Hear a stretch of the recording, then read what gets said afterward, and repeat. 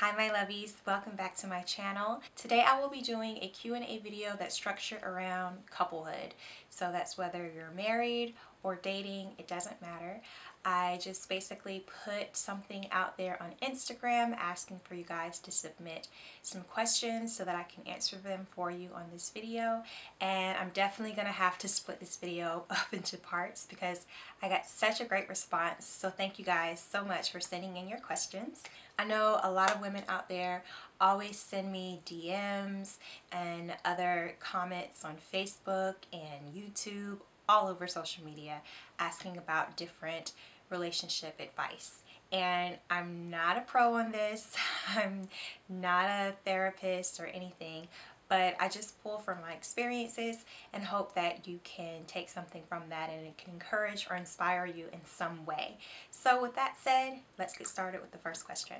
First question is from Unforgettable83. She asks, do you have a date night? If so, how often? Yes, definitely. Date night is a must. So Trey and I try to go on a date every 2 weeks. What we typically do is we'll pick 2 weekends out of the month where we will go on a Friday or Saturday night and we'll pick a place. So one thing that we wanted to do this year that we've already discussed is that on each date night we'll do something that he likes, and then on the other date night we'll do something that I like.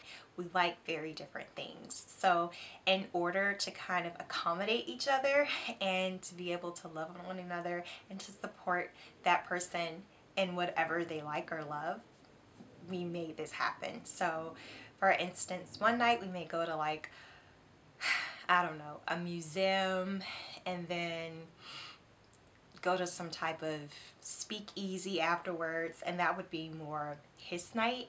And then on my night we would do maybe a movie, or you know, a nice dinner, or something like that, and that's more my style. We try to incorporate things that we both love so that date nights can be very special for us. Brittany asks, how do you keep the love alive? Is it possible to be in a relationship rut? If so, any tips on how to get out of said rut?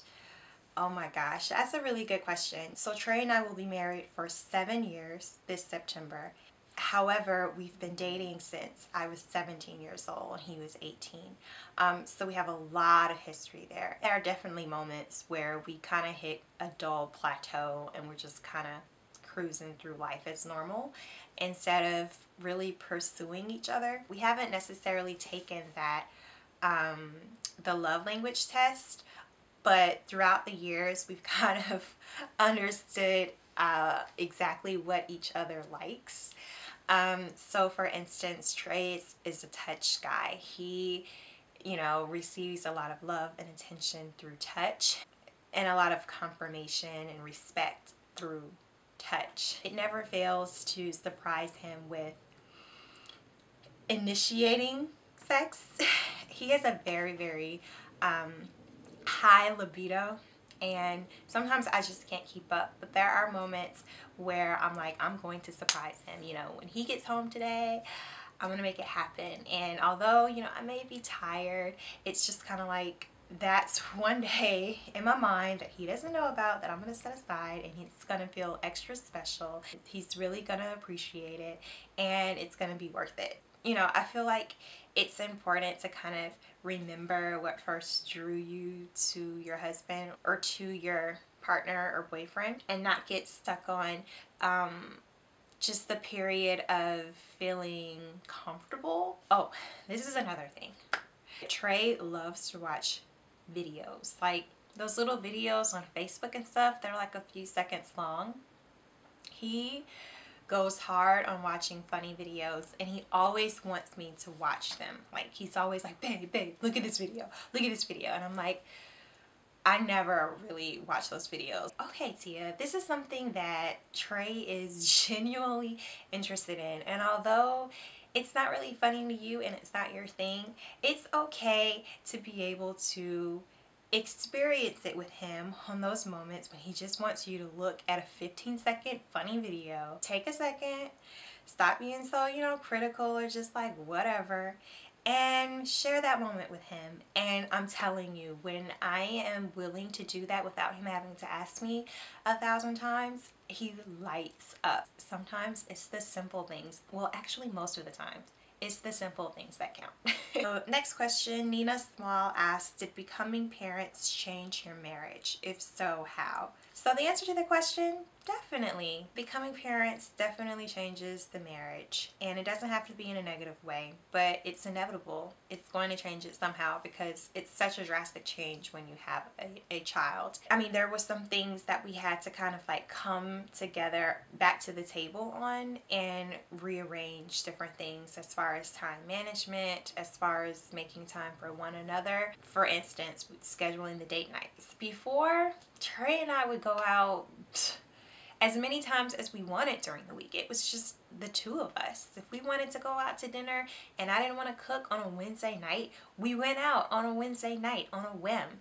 When you do lose that sense of freedom, but I mean, you come to appreciate different things like family day, when we're able to be together as a family with our son and experience life in a whole different way. Like, having a child really allows you to really appreciate the simple things in life and see how beautiful life's moments really are.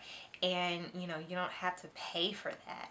So the opportunity to kind of see life in a whole new way and experience it together as a family is priceless. But another thing is, I put Dash on a schedule, and this is just me personally. Having a Dash on a schedule, knowing that he goes down at the same time every night and that he sleeps through the night, it's such a breath of fresh air, because Trey and I then know that that time is our time. Like, the nights are our time every single night. We eat dinner together. We would sit down, we would watch an episode of Game of Thrones together, and it's just moments that we share before starting the next day where we're able to kind of have that sense of refreshment.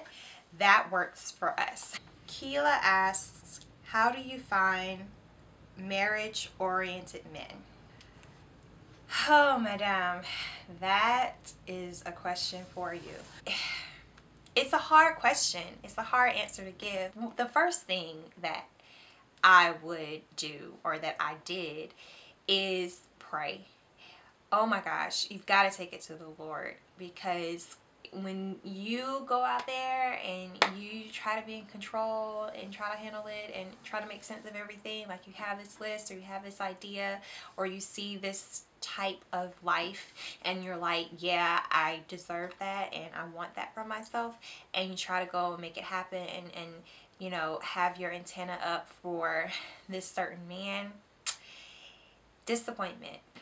I didn't necessarily pray for God to send me a God-fearing man or a man oriented for marriage. I prayed for opportunities for me to grow, for me to become stronger in my faith walk, for me to learn who I am and my worth, and not on an independence tip, but just for me to know whose daughter I was, and that he always knows the cares of my heart. And so just the power of that relationship, and what I can expect out of other relationships in life because of the relationship that I have with him.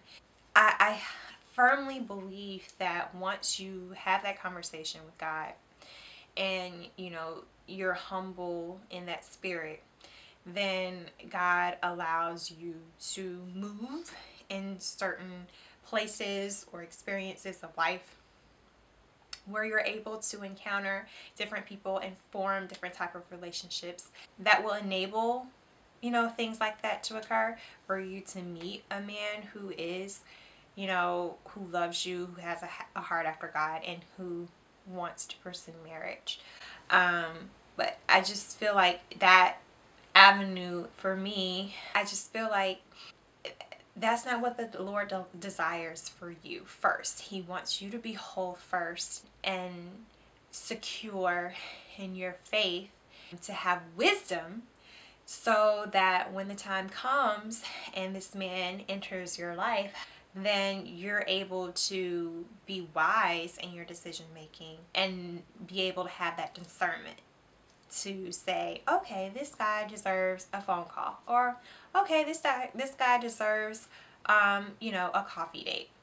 The man will sense just how strong you are and what you have to bring to the table, and how capable you are of mothering his children and providing that support and that love and encouragement and wisdom, you know, as a helpmate. For all of those things are seen on you because of how you live your life, and you get there by becoming strong in your faith walk and your relationship with God. And so those things are naturally part of your beauty then. And so a man is attracted to that and will pursue marriage. That's how I look at it. That's how I make an understanding of it all, if you will. And some people differ, and that's fine. Different perspectives out there. I'm just sharing with you mine, and hopefully that can encourage you and you can take something away from that. Okay guys, that's all we have time for. Thank you so much for watching. I hope in some way this was very helpful and encouraging for you. I encourage all of you out there who are in relationships to continue to seek God first, and pray for your relationship, and to not be discouraged, to continue to be hopeful and use your resources. I see great things for you. I anticipate great things for you, and I look forward to seeing you in our next couplehood Q&A. Make sure you check back on this channel. If you are not subscribed, do so today. It's free. Join, become a lovey to join the family. All right, I will see you guys soon. Bye.